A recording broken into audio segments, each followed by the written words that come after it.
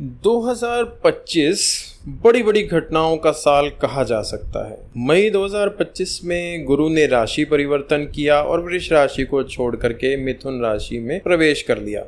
अभी जून के महीने में दोस्तों गुरु अस्त हो गए और 6 जुलाई को गुरु फिर से उदय हो गए हैं। लेकिन अभी गुरु अतिचारी हैं, यानी कि बहुत स्पीड से चल रहे हैं। तो बहुत ही जल्दी गुरु जो है मिथुन राशि को भी छोड़ करके कर्क राशि में प्रवेश कर जाएंगे। 2025 में शनि देव की बात करें तो 29 मार्च को शनि ने कुंभ राशि को छोड़कर मीन राशि में प्रवेश किया। और अब सबसे इम्पोर्टेंट बात कि 13 जुलाई को शनि वक्री हो जाएंगे। इससे पहले कि हम वक्री शनि को समझे, आइए समझते हैं कि शनि देव क्या क्या बताते हैं। दोस्तों शनि जो है वो कर्म के देवता हैं, शनि न्याय के देवता हैं। शनि कुंडली में दोस्तों जिस भी घर में बैठे होते हैं या फिर जिस घर में वे गोचर यानी कि ट्रांजिट कर रहे होते हैं, वहां से जुड़ी हुई घर की चीजों के साथ न्याय कर। अब इसका मतलब यह है कि आपके कर्म में उस घर से रिलेटेड, उस घर के रिश्तों से रिलेटेड कोई भी अगर चूक हुई है तो आपको सजा मिलेगी। और अगर आपके कर्म बहुत अच्छे हैं उस भाव से रिलेटेड तो आपको मजा ही मजा मिलेगा। अब समझते हैं दोस्तों कि वक्री का प्रैक्टिकल अर्थ क्या होता है। जब भी कोई ग्रह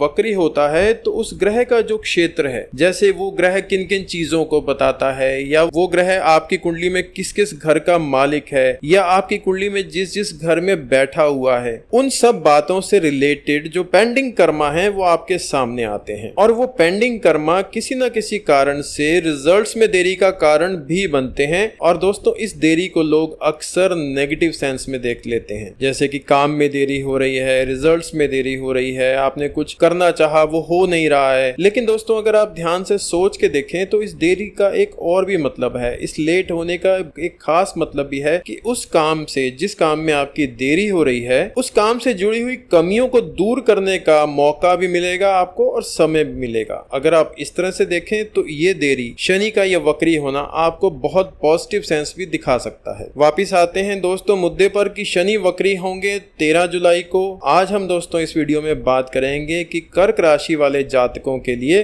शनि जब वक्री हो जाएंगे मीन राशि में रहते हुए तो क्या असर होने वाला है। दोस्तों मीन राशि जो है वो कर्क राशि वालों के लिए 9वां घर होता है। अब शनि अगर 9वें घर में रहते हुए वक्री होंगे तो यहाँ से हम ये देख सकते हैं कि एक तो 9वें घर जहाँ पर वे शनि बैठे हैं वहीं पर इफेक्ट आएगा। उसके अलावा शनि की तीसरी दृष्टि होगी चंद्रमा से 11वें घर पर यानी कि लाभ भाव पर, और शनि की 7वीं दृष्टि होगी तीसरे घर पर, वहां का इफेक्ट हमें देखने को मिलेगा। शनि की 10वीं दृष्टि चंद्रमा से 6ठे घर पर होगी, यहां पर भी हमें असर देखने को मिलेगा। और वक्री शनि का दोस्तों सबसे ज्यादा असर मिलेगा शनि वक्री होते ही फिर से कुंभ राशि की तरफ देखेंगे तो यानी कि कुंभ राशि जो कर्क राशि वालों के लिए 8वां घर है, वहां असर आएगा ढैया का। अभी दोस्तों 29 मार्च को ही जो कर्क राशि वालों के लिए शनि का ढैया खत्म हुआ था। अब फिर से उस ढैया का असर 137 दिन के लिए कर्क राशि वालों को देखने को मिल जाएगा। लेकिन निराश न हो, क्योंकि इस बार एक अच्छी खबर ये है कि इस बार बृहस्पति की शुभ दृष्टि भी कुंभ राशि पर है। शनि है मिथुन में और वहां से वे अपनी 9वीं दृष्टि से कुंभ राशि पर देख रहे हैं। बात शुरू करते हैं दोस्तों 9वें घर से,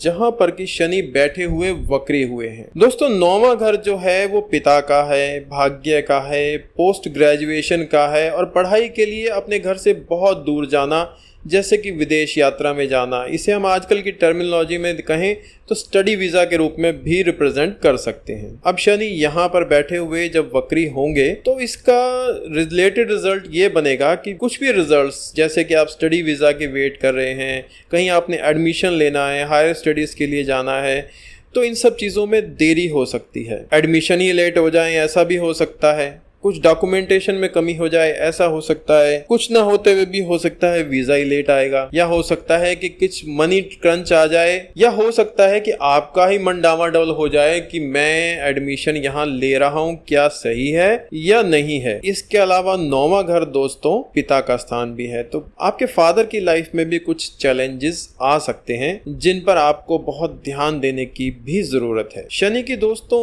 मीन राशि में बैठे हुए जो तीसरी दृष्टि पड़ रही रही है, कर्क राशि से 11वां घर पड़ता है वहां पर।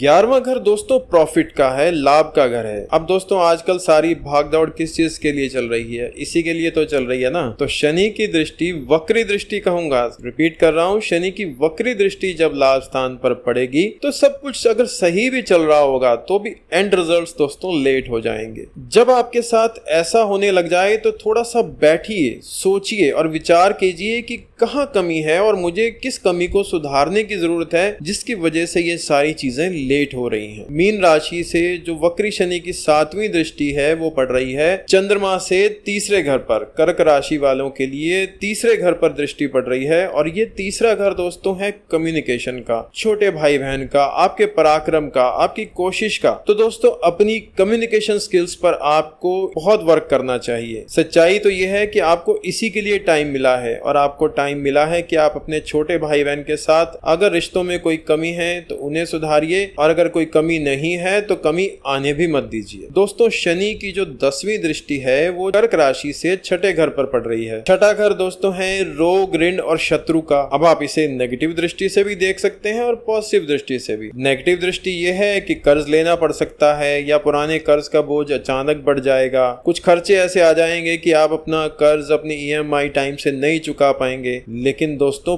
पॉजिटिव दृष्टि भी है कि गुरु की 7वीं दृष्टि इस बार इसी भाव पर पड़ रही है जो कि बहुत शुभ है। तो पुराना कर्ज चुकाने का आपको मौका भी मिलेगा। अगर कोई बीमारी आपको अभी अभी हुई है या फिर आपको कोई बीमारी पहले से ही चल रही है तो इसका इलाज करने में भी बृहस्पति देव आपकी सहायता जरूर करेंगे।